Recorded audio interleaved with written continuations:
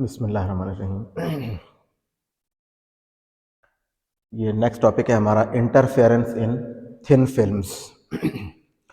Light का interference हम study कर रहे थे। तो थिन फिल्म्स में इंटरफेरेंस कैसे होता है, आपने अक्सर देखा होगा कि अगर पानी पड़ा हुआ हो फर्श के ऊपर और उसके ऊपर कोई ऑयल ड्रॉप्स आप ड्रॉप करें, उसके ऊपर ऑयल ड्रॉप्स पड़े हुए हों तो आपको उसमें कलर्स नज़र आते हैं। ठीक है, इसी तरह सोप के जो बबल्स होते हैं, साबुन के झाग जो होते हैं, उसमें आपको डिफरेंट कलर्स नज़र आ रहे होते हैं। तो ये जो दोनों कलर पैटर्न्स हमें नज़र आते हैं, ये बेसिकली इंटरफेरेंस इन थिन फिल्म्स की वजह से हमें नज़र आते हैं। थिन फिल्म होती क्या है? Thin film is basically a thin layer of one medium which is sandwiched between two media. जैसे अभी मैंने ऑयल की एग्जांपल दी है कि अगर वाटर के ऊपर ऑयल पड़ा हुआ है तो नीचे वाटर है, ठीक है, उसके ऊपर एक ऑयल की थिन लेयर है और उसके ऊपर एयर है। तो ऑयल की एक थिन लेयर एयर और वाटर के दरमियान सैंडविच हो चुकी है, तो इसको हम कहते हैं थिन फिल्म ऑफ ऑयल। तो इसी को हम कंसिडर कर लेते हैं कि अगर हमारे पास वाटर के ऊपर ऑयल है और उसके ऊपर एयर है, तो ये क्या हो रहा है, यहाँ पे ऑयल की एक थिन लेयर दो डिफरेंट मीडिया के दरमियान सैंडविच हुई हुई है। इसको हम कहते हैं थिन फिल्म। अब यहाँ पे इंटरफेरेंस कैसे होता है?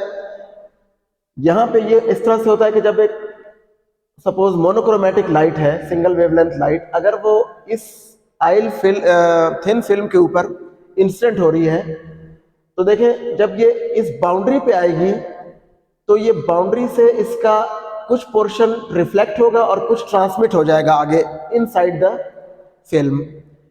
तो जो रिफ्लेक्ट हुआ है, इस केस में एयर जो है वो रेयर मीडियम है और ये ऑयल डेंस मीडियम है। तो जब कोई वेव रेयर से डेंस में एंटर हो रही होती है तो रिफ्लेक्टेड पोर्शन का फेज 180 डिग्री चेंज हो जाता है। ठीक है, तो यहाँ पे ये 180 डिग्री चेंज हो गया है। ये जरूरी नहीं है कि हमेशा 180 डिग्री चेंज हो, अगर ये डेंस से रेयर में एंटर होगी तो फेज चेंज नहीं होगा। अच्छा, दूसरा पोर्शन जो इसी रे के दो पोर्शन, ये रे दो पोर्शन में स्प्लिट हो रही है। एक तो इस थिन फिल्म की अपर सरफेस से रिफ्लेक्ट हो रही है विच इज रे 2, और जो पोर्शन ट्रांसमिट हुआ था वो फिर लोअर सरफेस से उसी फिल्म की, ऑयल फिल्म की लोअर सरफेस से रिफ्लेक्ट होगा। ठीक है, तो ये जो लोअर सरफेस से रिफ्लेक्ट होगा, यानी अगर ये ऑयल डेंस है और वाटर रेयर है तो अब ये रिफ्लेक्टेड का फेज चेंज नहीं होगा। ठीक है, तो अब देखें ये दो रेज हमारे पास आ गई हैं जो कि एक ही रे से बेसिकली ओरिजिनेट हुई हैं, तो इसलिए ये आपस में कोहेरेंट होंगी। ठीक है, क्योंकि इनका सोर्स एक ही रे थी, उसी रे से ये दो रेज हमें ऑब्टेन हुई है। और दूसरा ये है कि इसकी थिकनेस बहुत कम है, ऑयल फिल्म की thickness that is very small. तो उस थिकनेस को हमने डी कहा हुआ है, तो डी की वैल्यू बहुत कम है क्योंकि इसलिए ये दो rays they are very close to each other so that they will superpose, ये कंबाइन होंगी, सुपरपोज होंगी, and we will get an interference pattern. ठीक है, अब वो इंटरफेरेंस पैटर्न होगा किस तरह का, कंस्ट्रक्टिव होगा या डिस्ट्रक्टिव होगा, वो डिपेंड करता है पाथ डिफरेंस के ऊपर। अगर पाथ डिफरेंस इंटीग्रल मल्टीपल है वेवलेंथ का तो कंस्ट्रक्टिव इंटरफेरेंस होगा, और अगर ये पाथ डिफरेंस वेवलेंथ का ऑड हाफ मल्टीपल है तो फिर डिस्ट्रक्टिव इंटरफेरेंस होगा। ठीक है, अच्छा, अब तो देखें यहाँ पे पाथ डिफरेंस बेसिकली दो वजहों से यहाँ पे क्रिएट हो रहा है। अगर हम इस फिगर को देखें तो देखें रे 3 जो है ये रे 2 से d प्लस डी, ये तकरीबन 2d डिस्टेंस ज्यादा ट्रेवल कर रही है रे 3 एज कंपेयर टू रे 2। ठीक है, क्योंकि रे 2 तो अपर सरफेस से रिफ्लेक्ट हुई है और रे 3 जो है वो पहले यहां से इधर आई और फिर इधर आई, तो ये d प्लस डी, यानी रे 3 रे 2 से 2d डिस्टेंस ज्यादा ट्रेवल कर रही है। So that is the path difference between ray 3 and ray 2, d plus d, which becomes 2d. तो एक तो ये पाथ डिफरेंस है 2d। दूसरा पाथ डिफरेंस ओरिजिनेट हो रहा है 180 के फेज चेंज की वजह से। ठीक है।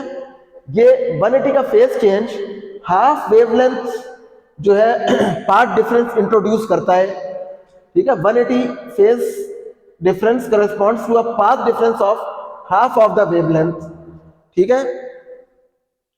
तो क्योंकि ये वाली रे इसके लिहाज से 180 डिग्री आउट ऑफ फेज है, तो इसका मतलब है कि इनका ऑलरेडी एक पार्ट डिफरेंस इसमें इंट्रोड्यूस हो चुका है due to a phase difference of 180, और वो पार्ट डिफरेंस कितना है, वो है λ/2। तो इस केस में टोटल पार्ट डिफरेंस कितना हो गया, 2d प्लस λ/2, ठीक है। अब ये λ/2 वाली टर्म जरूरी नहीं है कि ये हमेशा हो। अगर वो रिफ्लेक्टेड वेव का फेज चेंज नहीं हो रहा तो ये फिर ये वाली टर्म इसमें इंट्रोड्यूस नहीं होगी, फिर सिर्फ पार्ट डिफरेंस 2d के बराबर होगा।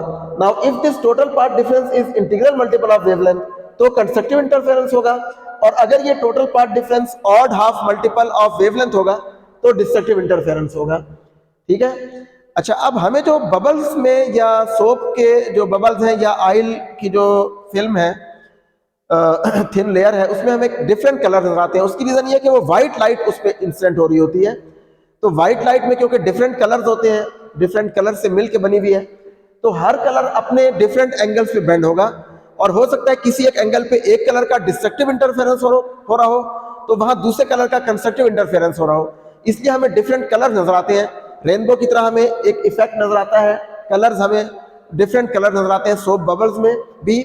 और ऑयल की फिल्म अगर रोड पे वेट सरफेस ऑफ फ्लोर के ऊपर पानी है और उसके ऊपर ऑयल पड़ा हुआ है, ठीक है, तो उस केस में हमें ये डिफरेंट कलर नजर आते हैं क्योंकि वहाँ व्हाइट लाइट इंसिडेंट हो रही होती है, तो हमें डिफरेंट कलर, सारे कलर्स उसमें नजर आ रहे होते हैं।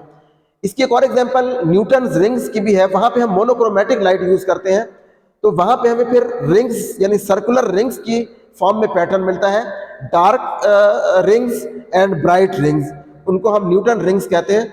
वो भी basically dark and bright fringes होते हैं, और वहां पे भी ये इंटरफेरेंस हो रहा होता है due to a thin film of air, ठीक है, which is sandwich between two glass surfaces, ठीक है। तो उनके दरमियान एक एयर की फिल्म ट्रैप हो जाती है, वहां से वो जो जब इंटरफेरेंस होता है तो न्यूटन्स रिंग्स बनते हैं। बहरहाल this is an effect which is known as interference in thin films.